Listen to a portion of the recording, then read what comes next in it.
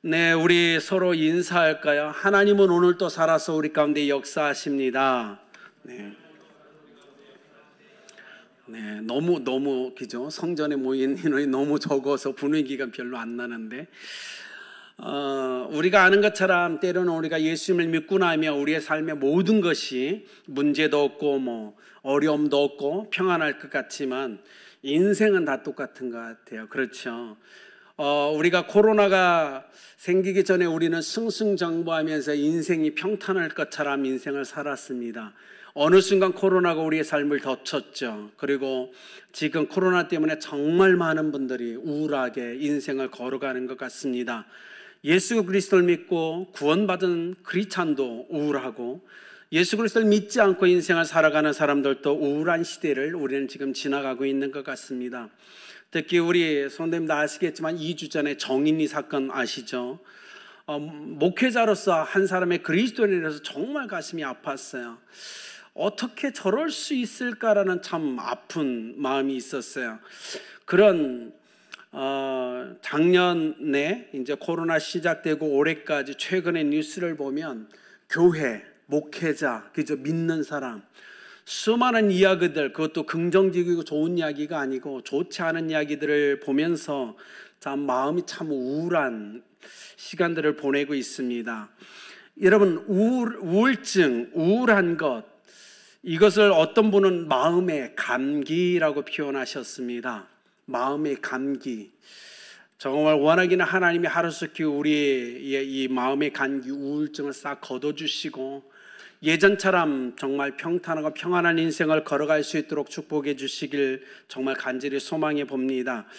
오늘 성경에 보면 위대한, 방금 전까지 정말 사람으로서는 할 수 없는 위대한 일을 행했던 엘리야가 갑자기 우울증에 걸린 모습으로 등장합니다. 변화산에서 모세와 함께 예수 그리스도를 만났던 위대한 선지자 중에 하나였죠. 근데 어느 순간 그가 갑자기 순간적 우울증에 빠지고 맙니다. 왜 그러냐면 오늘 3절에 보면 이렇게 얘기합니다. 이 형편을 보고, 그가 갑자기 어떤 형편을 봤어요. 그리고 그 형편을 보자마자 그의 마음에 우울한 감정이 일어나고 생겨났습니다. 뭐였죠? 방금 전까지 850대 바알과 아세라 선지자들과 싸워 위대한 승리를 이뤘던 그 변한 게 하나도 없어요. 그런데 갑자기 2절에 어떤 이야기가 들리냐면 이런 이야기가 들립니다. 이세벨이 24시간의 데드라인을 놓고 내일 이맘때까지 내가 엘리야를 죽이겠다라고 선포해요. 지금 그는 엄청난 믿음의 소유자였어요. 그런데 갑자기 들린 이 한마디 때문에 그가 우울증에 걸립니다. 여러분, 인생은 똑같은 것 같아요. 지금 대단한 믿음, 위대한 역사를 이룬 것 같지만 어느 한순간 우리에게 이 우울증이 찾아올 수 있다는 사실입니다. 보십시오. 그의 삶은 바뀐 게 없어요. 850대 1의 싸움을 하기 전이나 지금이나 그는 혼자예요. 그죠? 상황은 똑같아요. 근데 한마디가 그를 우울증에 걸리게 하죠. 내가 내일 이때 전까지 엘리야를 죽이고 말겠다는 이세벨의 그 한마디가 그의 믿음을 다 와르르 무너뜨리는 거예요. 이것이 인생입니다. 그러니까 우리는 겸손해야 돼요. 여러분, 이런 거 보면 어쩌면 엘리야를 보면서 우리는 약간의 위로를 받아요. 야, 이렇게 믿음 있는 대단한 선지자도 순간적 한마디에 우울증에 걸린다면 우리는 하물며 어떻겠는가, 그죠? 그래서 엘리야를 보면서 우리에게 우울한 마음에 어느 정도의 약간의 위로가 되는 건 분명 맞습니다. 그런데 우리가 던져야 될 질문은 어떻게 그리스도인으로서 이 우울증을 치료하며 극복해낼 것인가 라는 질문이에요. 여러분 보십시오. 방금까지요, 이 엘리야 대단했죠. 근데 한마디 듣고 죽음에 대한 두려움에 사로잡힙니다. 그렇죠. 그리고 어떻게 해요? 도망가요. 근데 죽음이 두려워서 도망갔던 엘리야, 놀라운 건 그는 죽음을 보지 않았다는 거죠. 그렇지 않을까요? 죽음의 그 두려움에 사로잡혀서 도망치던 인생을 살던 엘리야는 죽음을 보지 않아요. 왜요? 믿음이라는 놀라운 역사가 그에게 일어났기 때문에 그래요. 사랑하는 성도님들, 믿음이 뭡니까? 대체 믿음을 뭐죠? 죽지 않는 게 믿음인가요? 정말 그것이 믿음일까요? 아니요. 여기 있는 우리는 죽을 거예요. 죽지 않는 게 믿음이 아니에요. 우리는 죽을 거라고요. 그러면 진정한 믿음이 뭐죠? 오늘 엘리야가 얘기하는 믿음은 뭐냐면 죽음의 두려움을 이기는 것이 믿음이다라고 얘기하는 거예요. 두려움이 사라지는 거예요. 두려움이, 죽음은 닥치는데 그 죽음에 대한 두려움이 없어요. 두려운 감정이 없습니다. 이기는 것, 이것이 믿음이라고 우리에게 보여주는 거예요. 사랑하는 성도님들, 여러분이 만약에 죽기 전에 이 죽음에 대한 두려움을 이길 수 있다면 여러분 진정한 믿음의 사람인 거예요. 죽음에 대한 감정을 이길 수 있는 사람이 정말 믿음의 사람입니다. 그런데 우리는 이 두려움 앞에 무너지죠.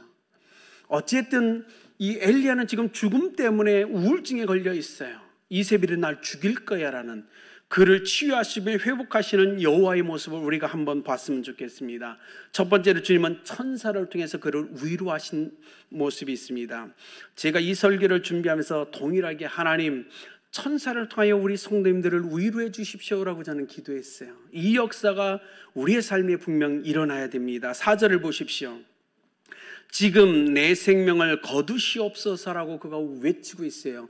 로뎀나무가 뭐냐면 쌀이나무예요. 시골의 쌀이나무이죠. 쌀이나무예요. 크지도 않은 작은 그 로뎀나무 밑에서 그가 하나님께 기도하는 거예요. 하나님, 내 생명을 거둬주십시오. 자, 엘리야는 정말 죽기를 원했을까요?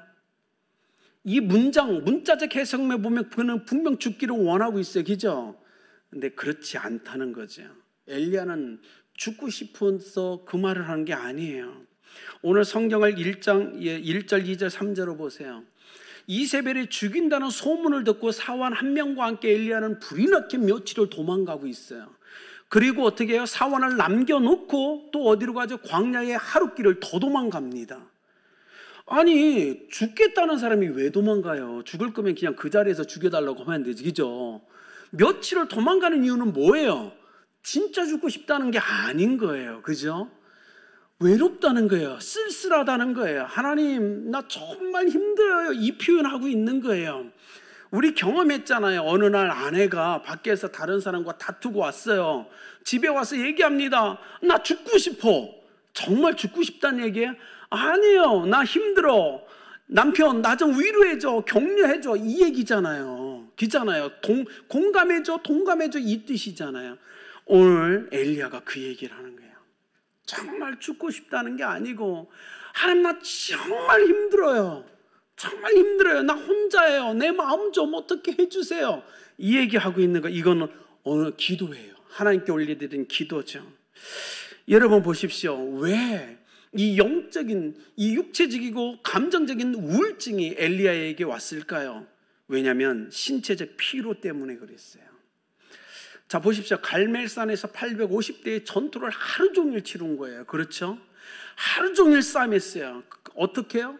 오후 시간에 되자 머리를 양 무릎에 집어넣고서 오랜 시간 또 기도를 해요. 안 그렇습니까? 이게 굉장히 힘든 거예요. 한번 해보셨나요? 해봤어요. 무릎 꿇고요. 한번 머리를 무릎 사이에 집어넣고 기도해 보세요. 이게 얼마나 힘든 건지. 그리고 어떻게 해요? 비가 오기 시작하니까 어떻게 해요? 아합이 탔던 마차보다 더 빠르게 26km를 달려가요. 그렇잖아요. 여러분, 아침부터 하루 종일 싸움을 했습니다. 그리고 오후 시간에 되어 자기 머리를 무릎에 넣고 엄청나게 목숨을 걸고 기도했어요. 그리고 26km를 아합이 탄 마차보다 더 빠르게 달렸다고요.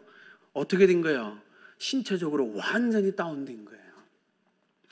여러분이라면 다운되지 않겠어요? 사랑하는 성도님들, 여러분이 이 엘리야처럼 하루 종일 그 싸움을 싸웠다면 피곤하지 않겠어요?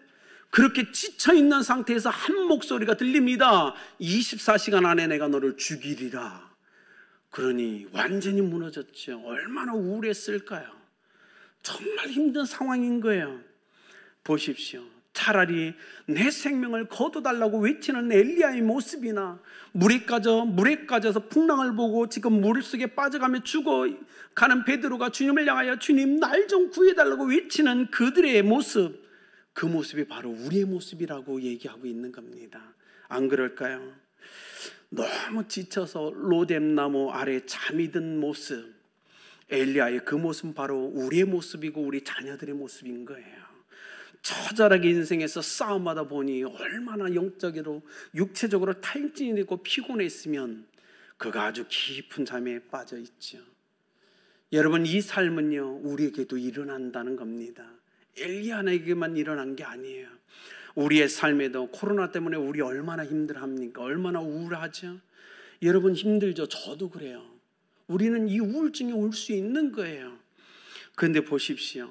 주님께서는 그를 일으켜 세우는 첫 번째 방법으로 천사를 통해서요 숯불에 구운 떡과 물을 주십니다. 그죠? 여러분이 지금 탈진되어 있다면, 우울증에 걸렸다면 여러분이 하셔야 할 일은 처음엔 잘 먹어야 되는 거예요.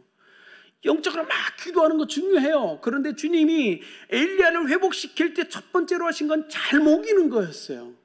잘 먹여라. 자, 예수님을 부인했던 베드로가요 다시 고향으로 돌아가서요 어부질을 하고 있어요. 그죠? 고기를 잡고 있어요. 주님이 처음 그에게 우울해요. 주님을 부인하고 패배자의 모습으로 오늘 시골에 내려와서 고기 잡고 있는 그 베드로를 회복시킨 하나님의 예수님의 첫 번째 방법이 뭐죠? 숯불에 고기를 굽고 와서 조밥 먹으라는 거였어요. 여러분, 이건 우리의 삶에 일어나야 됩니다. 저는 이 말씀을 준비하여 하나님께 기도했어요. 하나님, 오늘 우울하며 지쳐있는 우리 성도들 잘 먹여주십시오. 먹을 걸 주셔야 됩니다. 그들이 먹어야 엘리야처럼 기력을 회복할 수 있지 않나요? 이건 하나님만이 하실 수 있는 일이잖아요. 저는 설교를 준비하며 하나님께 기도했어요. 하나님, 천사를 통하여 먹을 걸 주십시오. 일어나서 먹으라고 우리 성도들을 격려해 주십시오. 이 일이 먼저 우리의 삶에 일어나야 됩니다. 영적인 건 좋지만 엘리야를 회복시킬 때 먼저 먹을 것을 주셨던 하나님, 우리 하나님, 우리에겐 지금 그 상황이 필요합니다라고 저는 기도했어요. 정말 원하기는 주님께서 엘리야를, 베드로를 먼저 먹이셔서 그 회복시킨 것처럼 그 놀라운 역사가 이 한 주간 우리 성도님들의 삶에 넘치길 예수님의 이름으로 축복합니다. 그런데 두 번째, 지금 엘리야는 심적으로 감정적으로 너무 우울해 있는 거예요. 그걸 아셨던 주님이 천사를 통해 어떻게 하죠? 5절과 7절을 보십시오. 뭐라고 써있나? 어루만지며 라고 표현해요. 그죠? 그냥 먹을 것만 주고 떠나간 게 아니고 감정적으로 지쳐있고 힘들어하는 그를 주님이 천사를 통해서 어떻게 어루만져 준 거예요. 우리가 얘기하는 스킨십이에요. 이 따뜻한 천사의 손길을 통해서 그가 감정적으로 치유되며 회복되기 시작합니다. 하나님 정말 세밀하신 분인 거예요. 그렇지 않나요? 야, 일어나, 이게 아니에요. 먼저 육체적으로, 신체적으로 먹을 걸 줘서 그의 우울한 상처를 치유해 주시고, 그 다음에 어루만지시면서 감정적인 치유를 일으켜 주십니다. 하나님은 그런 하나님입니다. 오늘 이 코로나로 힘든 시간을 보내고 있는 우리 성도님들, 정말 저는 하나님께 기도해요. 하나님이 정말 원하기는 엘리야를 만나주셨던 것처럼 여러분 삶에 먹을 것과 천사를 통하여 여러분의 감정을 깊이 만나주시고, 성령을 통해 여러분의 감정을 깊이 타치해 주시길 예수 그리스도의 이름으로 축복합니다. 그래야만 우리는 일어날 수 있는 존재이기 때문에 그래요. 두 번째로 볼까요? 주님이 어떻게 하시냐면 하나님의 거룩한 임재가 있던 장소 성전으로 그를 인도하여 가신다는 거예요. 8절을 보십시오. 40주 40야를 가서 하나님의 산 호렙에 이르니라. 하나님이 먹이셨어요. 하나님이 마시게 하셨어요. 기력이 어느 정도 회복된 거예요.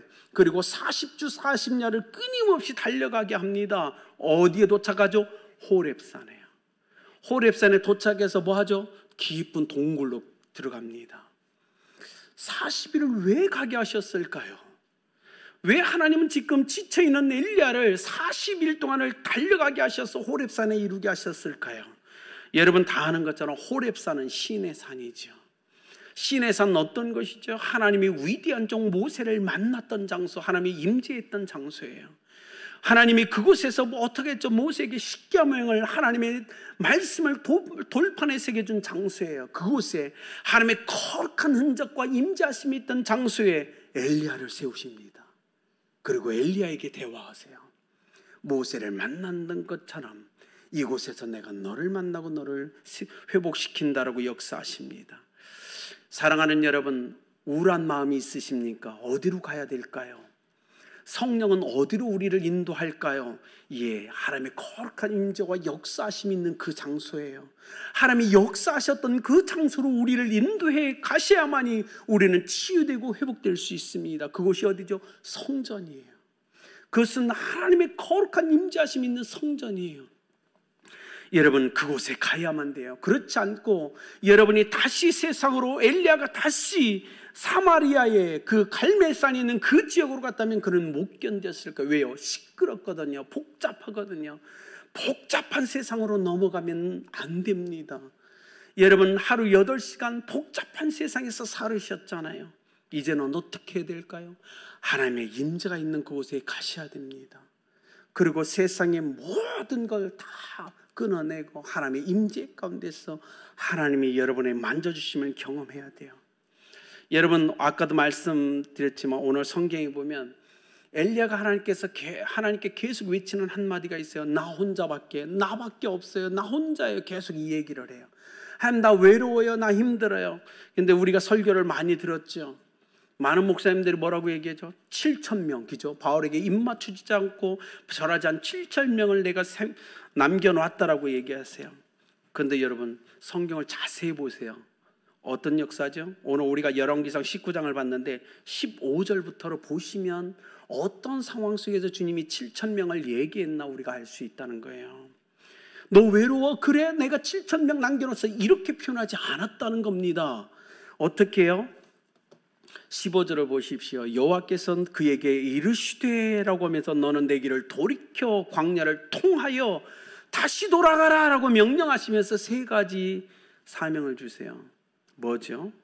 아람의 왕을 새로 세워라. 하사엘을 왕으로 세워라. 그리고 또 이스라엘 왕 예후를 왕으로 세워라. 그리고 너를 대신해서 엘리사를 택해서 기름을 부어라 라고 얘기해요. 그 후에 어떻게 하죠? 18절. 그러나 내가 이스라엘 가운데 7,000명을 남기리니 다 바알에게 무릎을 꿇지 아니하고 다 바알에게 입맞추지 아니한 자니라. 7,000명은 한참 후에 나와요. 뭐죠? 하세엘이 다 죽일 거야. 하세엘이 남긴 사람을 예후가 다 죽일 거야. 예후가 남긴 사람을 엘리사가 다 죽일 거야. 그 후에 내가 7,000명을 남겨놓을 거야 라는 거였어요. 여러분, 지금 솔직히 생각해 보세요. 엘리사에게 7,000명이, 보이지 않는 7,000명이 뭐가 중요해? 지금 자기는 힘든데. 하나님이 그 얘기하는 거 아니잖아요. 주님이 하셨던 이야기는 하나예요. 이 영적인 우울증에 대해서 얘기하는 거예요. 뭐죠? 하나님, 저는 혼자입니다. 이 얘기는 뭐냐면 하나님 이스라엘 가운데 하나님을 예배하는 자, 하나님을 경외하는 자, 하나님의 뜻을 행할 수 있는 건 저 하나밖에 없습니다. 그런데 이세벨이 저를 죽이려고 해요. 제가 죽고 나면 어떻게 됩니까? 이 땅에 하나님을 예배할 사람이 없습니다. 하나님의 말씀을 준행할 사람이 없습니다. 영적으로 우울하다라고 얘기하는 거예요. 그래서 놀라운 건 바울은 이걸 정확히 알았던 것 같아요. 로마서 11장에 엘리야와 엘리야 시대에 남긴 7,000명을 어디에서 해석하냐면 남은 자, 그루터기라고 해석을 해버려요. 끝까지 남아서 계대를 이어가며 하나님의 뜻을 행하며 하나님을 예배할 사람들이라고 바울은 얘기합니다. 하나님이 이런 얘기를 하는 거예요. 오늘 엘리야가 하나님, 저 혼자밖에 없어서 외롭고 쓸쓸하고 힘들어. 이젠 이스라엘 가운데 하나님을 예배하는 사람이 제가 죽고 나면 아무도 없습니다라고 기도할 때 하나님이 얘기하는 건 그거예요. 아니야. 기억해야 돼. 하세엘이 일어나 새로운 왕이 되어 죽일 거야. 그리고 예후가 이스라엘 왕이 되어 죽일 거야. 엘리사가 다 처리할 거야. 그 가운데 내가 나를 예배하며 내 뜻을 이룰 7,000명을 남겨놓을 거야 라고 얘기하는 거예요. 새로운 세대입니다. 이 7,000명은. 오늘 엘리야가 영적인 우울감에 빠져서 이제는 하나님, 내가 죽고 나면 예배할 사람이 없구나라고 외칠 때 하나님은 그에게 아니야, 네가 가서 이제는 3가지 일을 행하라. 그리고 그들을 통해서 내가 그 과정을 통해서 7,000명을 남겨놓을 거야. 예배자들을 남겨놓을 거야. 내 뜻을 행할 다른 새로운 세대를 일으킬 거라고 그를 격려해 주는 거예요. 여러분, 이 7천 명이 엘리야와 상관없는 거예요. 그렇잖아요. 엘리야는 지금 혼자라고요. 7천 명이 뭐가 중요해요? 영적인 계대를 이어갈 예배자들을 내가 새로 일으킬 거니 너 혼자라고 얘기하지 마. 네 세대에 끝나지 않아. 예배자는 또 일어날 거야. 그 얘기하고 있는 거예요.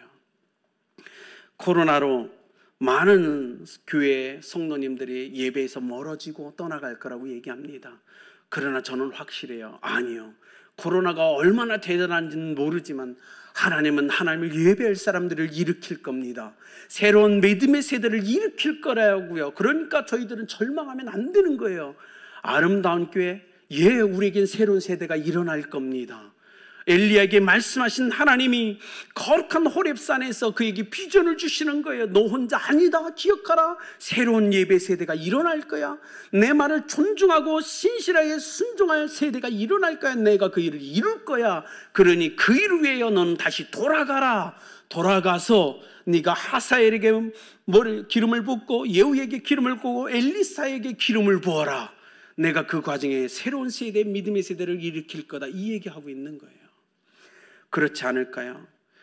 여러분, 엘리야는 정말 그 후에 위로를 받아요. 그렇구나, 나 혼자 끝나는 게 아니구나. 믿음의 새로운 세대가 일어나는구나. 영적인 회복인 거예요. 여러분, 이를 위해서 우리가 해야 될 것, 하나님의 거룩한 성전에 나오셔야 됩니다. 이곳에서 하나님의 비전을 들어야만 돼요. 그럴 때 영적으로 회복이 일어날 수 있다는 사실입니다. 세 번째로는 이거죠. 주님의 음성이 들려야만 영적인 우울감에서 치유될 수 있다는 사실이에요. 12절 이렇게 얘기합니다. 세미한 음성이 있는지라 라고 얘기해요. 세미한 음성, 그가 지금 호렙산에 있습니다. 바람이 불고 지진이 나고 광풍이 있어요. 불이 있어요. 그곳에 하나님의 임재하심이 없었어요. 근데 갑자기 세미한 음성이 들립니다. 여러분, 시끄러운 곳에서 세미한 음성이 들릴까요? 아닙니다. 시끄러우면 들리지 않아요. 조용히 멈춰서서 집중해야 돼요. 그렇지 않을까요? 여러분, 사랑하는 우리 성도님들, 여러분 정말 분주하게 인생을 걸어오셨죠. 사랑하는 성도님들, 한 번이라도 발걸음을 멈춰서서 하나님의 음성을 듣고자 세밀한 음성에 귀를 기울이신 적 있으십니까? 우리는 그 삶으로 다시 회복돼야 돼요. 하루 8시간 열심히 일하십시오. 그러나 하나님의 거룩한 임재 가운데 머물러서 하나님의 세밀하게 말씀하시는 음성에 귀 기울이는 시간이 우리에겐 필요하다는 겁니다. 왜냐하면 그래야만 우리가 우울증에서, 이 탈진에서 우리가 회복될 수 있기 때문에 그래요. 여러분, 기억하십시오. 하나님이 왜 40일을 걸어서 호렙산, 그것도 깊은 동굴 안에 엘리야를 두셨냐면 세상의 소리를 듣지 못하게 하시기 위해서였어요. 여러분, 하루길만 와서 이 말씀 하실 수 있었어요. 일주일길에서 얘기할 수 있었다고요. 그런데 하나님은 엘리야를 40일을 호렙산에 이르게 하고 깊은 굴에 집어넣습니다. 세상에 어떤 소리도 들리지 않게끔 완전히 차단하고 하나님의 음성만을 들려주시는 이 사건이 우리의 삶에 일어나야 됩니다. 여러분, 분주하게 말사시지만 최소 하루에 몇 분이라도, 하나님 한 10분이라도 하나님의 거룩한 임재 앞에 머물러 쓰셔야 됩니다. 세상의 모든 걸 차단하셔야 돼요. 유튜브 스탑하셔야 돼요. 텔레비전 스탑하셔야 돼요. 하나님의 음성에 멈춰서서 기도하고 그 음성을 듣고자 하는 시간이 우리에겐 필요한 거예요. 그래야 영적인 탈진이 일어나지 않아요. 많은 성도님들 보십시오. 우리가 교회에 있죠. 많은 성도님들 상담하면서 탈진하고 우울증에 걸리는 성도님들 보십시오. 대부분 동일합니다. 기도하지 않아요. 본인들의 고백이요. 최근에 기도하지 못했어요. 말씀 보지 못했어요. 기도하려고 하는데 힘이 안 나요. 대부분 그 얘기예요. 그 얘기를 하시는 분들은 영적인 우울증과 탈진이 오는 거예요. 그렇기 때문에 사랑하는 여러분, 오늘 엘리야를 일으키시고 위로하신 하나님의 방법대로 우리가 분주한 세상 살아가다 어느 순간은 멈추서야 됩니다. 하나님의 거룩한 임재 가운데 세밀하게 서서 아무 소리 하지 마시고 하나님, 내게 말씀해 주세요라고 우리는 부르짖어야 돼요. 헨리 나우엔이 이렇게 얘기했어요. 아무것도 하지 않고 쓸모없이 존재하기. 아무것도 하지 않고 쓸모없이 존재하기. 기도에 대해서 얘기하는 거예요. 세상 사람들이 교회에 와보니 사람들이 기도한다고 엎드려 있는데 아무 일도 않고 쓸모없이 그 시간을 낭비하는 같은 거예요. 그렇지 않을까요? 우리가 하나님 앞에 기도하는 모습이 얼마나 그들 눈에 어리석게 보일까요? 아무 일도 하지 않았고 그냥 묵묵히 그냥 기도한다고 앉아있는 그 의미 없는 존재 같은 기도하는 사람들. 아니요. 그런데 영적으로 엘리야는 그 과정을 통해서 회복됩니다. 여러분, 세상 사람들이 우리가 아무것도 하지 않고 존재의 의미가 없는 사람으로 우리가 기도하는 시간을 바라보고 우리에게 말할지언정 우리는 그런 삶을 살아야 되는 거예요. 하나님 앞에 아무것도 하지 않고 멈춰서서 세미한 음성에 귀를 기우는 그 시간이 우리를 회복시킵니다. 우리를 일으킬 거예요. 여러분, 이젠 그렇게 살아가셔야 돼요.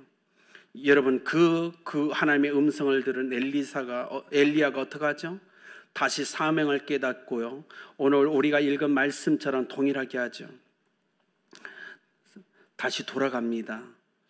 여러분, 돌아가서 보죠. 오늘 말씀처럼 세 가지 사명을 그가 붙잡고 다시 돌아가요. 하사엘을 만납니다. 예후를 만나요. 엘리사를 만납니다. 그들에게 기름을 부었죠. 엘리야는 마지막 사명을 완성할 수 있었어요. 왜요? 왜냐하면 주님이 먹을 걸로 어쨌든 육신적인 이 우울증을 치료해 주셨고, 감성적인 타치하심으로 치유해 주셨고, 영적인 하나님의 비전으로 탈취해 주셨어요. 그는 회복된 거예요. 그래서요, 상황은 똑같아요. 이세벨이 죽이려고 기다리고 있습니다. 그런데 그 현장에 다시 광야를 통해서 40일을 갑니다. 그렇잖아요. 오늘 성경 19장이 그런 거예요. 그가 다시 돌이켜요. 15절, 여호와께서 그에게 이르시되 너는 내 길을 돌이켜 광야를 통과하여 다메섹에 가서 다시 온 길로 돌아가는 거예요. 상황은 똑같은데 이젠 그의 입술에서 내가 죽기를 원합니다, 내 생명을 취하소서라는 고백 없습니다. 이제 회복됐거든요. 이젠 두려운 게 없어요. 여러분, 우리가 회복되어야만 우리에겐 담대함이 일어날 수 있는 거예요. 회복되셔야 됩니다. 영적으로, 감성적으로, 육체적으로 회복되어야 됩니다. 그러기 위해서 여러분, 저는 기도해요. 하나님이 이 한 주간 이 코로나가 끝나가 그리고 그 후에라도 여러분에게 풍성한 먹거리를 제공해 주셔서 다시 일어날 수 있는 은혜를 주시길 원합니다. 지쳐있는 여대 마음, 천군 천사를 통해 성령으로 마음을 타치해 주셔서 감성적인 우울증이 완전하게 떠나가기를 축복합니다. 또한 하나님의 음성, 거룩한 성전에서 선포되는 말씀을 통해서 하나님의 비전을 붙잡고 새롭게 인생을, 사명을 이루어가길 예수 그리스도의 이름으로 축복합니다. 엘리야는 회복됐어요. 똑같은 상황이에요. 상황은 하나도 안 바뀐 거예요. 그런데 하나님의 위로하심으로 회복된 그는 그 현장, 죽음의 현장으로 다시 나갑니다. 가장 멋지게 하나님이 원하셨던 세 가지 사명을 가장 멋지게 이루죠. 여러분, 우리 아름답게 성도님들의 삶에 이 놀라운 회복의 역사가 일어나길 예수 그리스도의 이름으로 축복합니다. 제가 마무리를 하겠습니다. 여러분, 하나님이 엘리야를 회복시킨 이유는 그에게는 아직도 이루어야 될 사명이 있었기 때문에 그렇다는 거예요. 2020년 코로나 때문에 많은 사람이 죽어갔습니다. 그런데 하나님이 이곳에 있고 가정에 있는 우리들은 아직도 건강하게 우리를 살려주셨어요. 우리에게도 가능성은 있었지만 하나님이 우리를 구별하시고 보호해 주셨어요. 왜일까요? 왜냐하면 아직도 엘리야처럼 우리가 이 땅 가운데 해야 될 사명이 있기 때문에 그래요. 우리에게 사명이 있기 때문에 저는 확신합니다. 하나님이 여러분의 먹거리를 책임지실 겁니다. 하나님이 선교사를 통해서, 성령을 통해서 여러분의 감정적인 슬픔을 치유하실 겁니다. 하나님이 여러분에게 오셔서 세미한 음성으로 하나님의 비전을 말씀해 주실 거라고 저는 확실해요. 우리에겐 사명이 있기 때문에. 사명이 있는 자 결코 죽지 않습니다. 그러니 하나님이 이 시간 이 말씀을 통해서 우리 성도님들 한 분 한 분을 찾아가 주시고 회복하시며 치유하시고 다시 일으켜 주시길 예수 그리스도의 이름으로 축복합니다.